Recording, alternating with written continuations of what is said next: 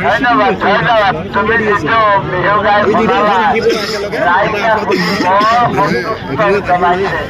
বাৰু আৰু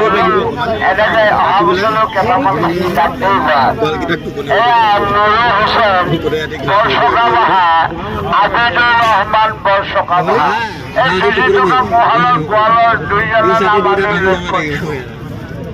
বৰচকা বাহা গাঁৱৰ দুইজন গোৱালৰ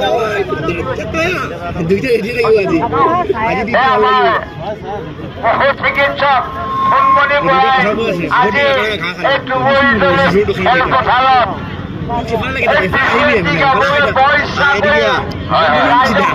ইচ্ছা কৰিছে গাবলৈ আমি অনুৰোধ জনাইছো